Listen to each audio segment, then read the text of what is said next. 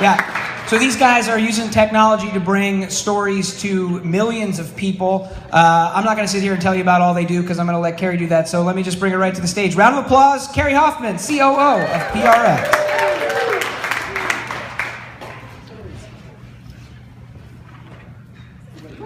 Hi, everybody. Hello. I don't know if you've been watching the Twitter feed all week for this event, but I have to say that Fish Nerds kind of rocked it. I got my competitive edge on as I was watching all the promotion they were doing, and I thought, all right, every day there's a picture of a fish on Twitter. And I raise you one cute puppy. So I put my puppy up on Twitter, and they came back at me with a cute child. And I was like, oh, damn you Fish Nerds. So I'm very happy to be here. We're very excited to talk about digital distribution and podcasts. I just want to mention a little bit about myself. I am what you could call a mission nerd. I've been working in nonprofit organizations my whole working life. And I started out working for the environmental group Greenpeace years ago. And we were rebels. We were very disruptive. This was in the pre-9/11 days when direct actions were powerful. And we were climbing buildings and blocking trains carrying toxic chemicals and spray painting seals and everything else that Greenpeace is well known for. And that kind of disruption was powerful, and really we were able to make some change. So years later, I work in public media. PRX is also a disruptive organization in and of itself. I haven't been arrested working for PRX, but the night is young. We'll see what happens. It's early yet. It is early. So PRX was founded in 2003 in the emerging growth of the internet. Before Facebook, before Twitter, before YouTube, before iPhones, and in many cases before broadband had really taken hold in many communities. It was built as a marketplace between independent public radio producers and stations. The intent was to create a marketplace where there was none, and on top of that marketplace, create an economy to run that, because there wasn't one of those either. At the time, content was distributed by satellite or by mailing CDs. So this was a pioneer move for PRX at the time. And a core part of our DNA is openness. It was built as an open platform. It remains an open platform today, and we curate and we have signature shows like The Moth and This American Life. But that openness, we believe wholeheartedly in. We believe that new talent and new voices must come through an open door. So that's part of who we are and will remain so. So 12 years later, we have amassed a very large catalog of independently produced work. That catalog is probably about 140,000 pieces, and over that 12 years, we've distributed about $3 million in royalty payments to thousands of producers. So this wasn't happening before we came on the scene, or it was happening to a smaller number of producers, for sure. Out of this catalog, we curated a stream we call PRX Remix, and the intent behind Remix was to create a back-to-back driveway moments that, almost like, rather than a programmable block of time, think of it like a DJ putting together a song list, but only it's spoken word, and it hangs together. It airs on WGBH overnight, and we've got lots of really great listener feedback. So Remix was created out of our catalog, but also we've been airing podcasts in Remix for a very long time. It's an experiment in style and format, so we're not beholden to like a specific clock. So we were able to just find stuff we liked and license it and air it and pay royalties, etc. So we started Remix in about 2008. So flash forward to 2014, and there's been like a seismic shift in what we do and what is available and happening in the podcast community. And that shift is a result of a couple of key events. One is that Apple just got better at their subscription and downloading process. Podcasts were kind of a niche thing that you had to have some technical know-how to like sort of navigate through. So that's been improved. We also saw a shift in sponsors interested in podcasts and shifting some of that money from broadcast shows. So that was kind of significant. Out of nowhere comes Welcome to Night Vale, which is, you know, has anybody listened to Welcome to Night Vale? It's a great show, and it harkens back to the early days of storytelling on the radio, and it literally came from nowhere and soared to the top of the iTunes charts. And then, of course, we have Ira Glass, who some people refer to as the Podfather, but releases Serial. So how many people here listen to all 12 episodes of Serial? A lot. So keep your hands up if you think Adnan did it. But a really other significant thing happened in 2014, which was that Ira Glass was interviewed by Jimmy Fallon on The Tonight Show. So just like take a minute. For those of us in the public radio world, that's a major moment of mainstream media meeting niche. So in that interview, they aired a 2-minute video of Ira's 85-year-old neighbor subscribing to a podcast. So this is on NBC, on national television. This is unheard of, and it's almost like game over. Like now podcasts are here, Serial's now been launched with a major bang, and you know the tide has shifted, and you know we all can walk through that big open door. It was very significant.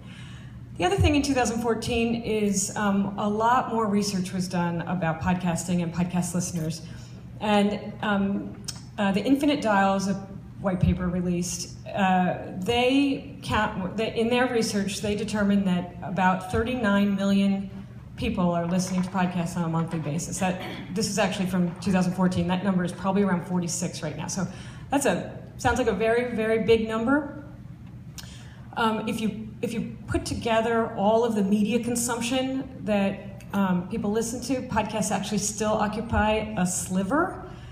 But if you take the dive into that sliver, what they learned was that 1 out of 5 people in that sliver are listening to 6 or more podcasts in a given week. So that's an important metric for us, and that's a very highly engaged listener base, and it really creates the Uber fan.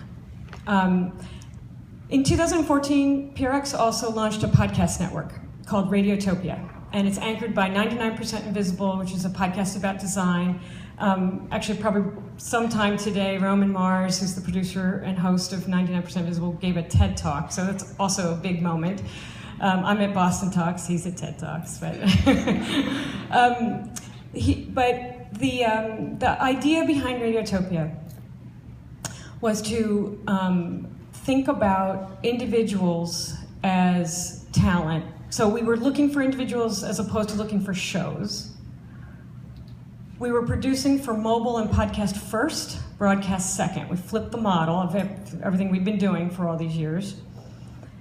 And we also were looking for economies of scale around ad sales, promotion, marketing, cross-promotion, donations, etc. And Radiotopia is now 11 shows, and it's been successful by many, many metrics. We've tripled the audience across all the shows in the year. We were very proud. We now have a very stable base of female podcasters, producers, and hosts, which we're very proud of. And there's a number of things that, this was February of 2014. There's a number of things that we've learned in this time frame. One is that shows don't have to be huge to be successful. They can be niche. They can be about design. They can be about crime. They can even be about fish. We also learned that there's a lot of white noise. This is a field that's growing. There's a lot of white noise. Discoverability, searchability, and how you do promotion, how savvy you are. We are interested in working with producers who are entrepreneurs in spirit, and they are on a very specific trajectory of being able to engage in a long-term dialogue with their fan base.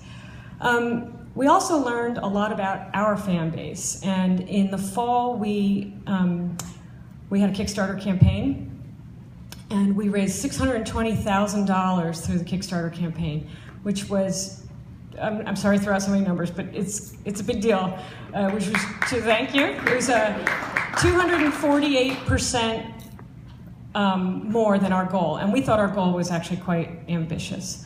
So we learned a lot about our fans. They like us, they like what we're doing, they like the narrative of what we're doing, and the shows are things that they really, really rely on.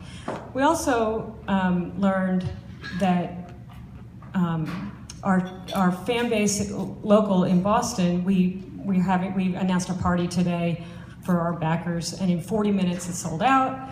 We also learned that this fan base will go into, they'll do other things that we didn't think that they were interested in other mediums. So one of our backer challenges for the Strangers podcast, one of our shows, was to connect people with other people around the world and give them stationery and have them become Penpals. I mean, it's like I was a total skeptic of this happening, but anyway, they did. So the last thing I want to say is that the name of tonight's talk is sort of the rise of podcasts. And when it's said like that, it sounds rather static. And what my experience is that this is the rising of podcasts, and it has huge headroom to grow for creators, for networks like ours, and also for public radio stations like WGBH.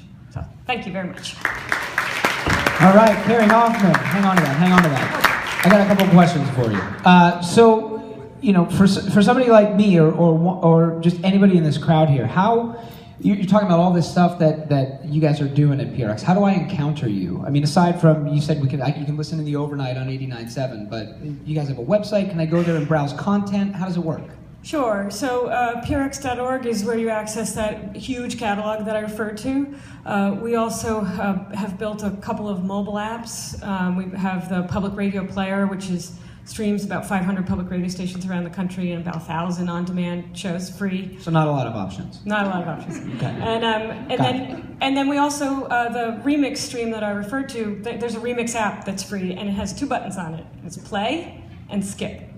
So the remix app is a great way to be introduced to brand new content that you've never heard before. So cool. So that was a question for the crowd of people who said that they like to listen to podcasts. For the podcast creators, you're talking about how you guys at PRX are like identifying these people who are making good content or these entrepreneurial type of people. If I'm a podcast producer, how do I get my stuff in front of you? Is it as simple as using you guys and kind of uploading my content and trusting it's going to happen, or do people aggressively pitch you and say, "Hey, I've got a great idea. I want to be a part of what you do"? How does it work?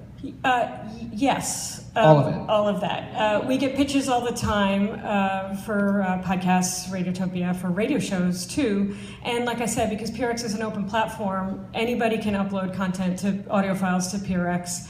And it is a marketplace for public radio stations, and it is also a destination for listeners. And we also curate for remix. So there's tons of opportunity for content to be distributed. We really, like when I say that we consider ourselves a platform for talent, that's how we treat it. Has there been an instance when you guys, somebody at PRX is kind of they're combing through what you guys have on there, and they find something that's been uploaded regularly and just go, "This is awesome. Yeah. Everybody needs to listen to this," and then you guys have kind of put it forward somehow?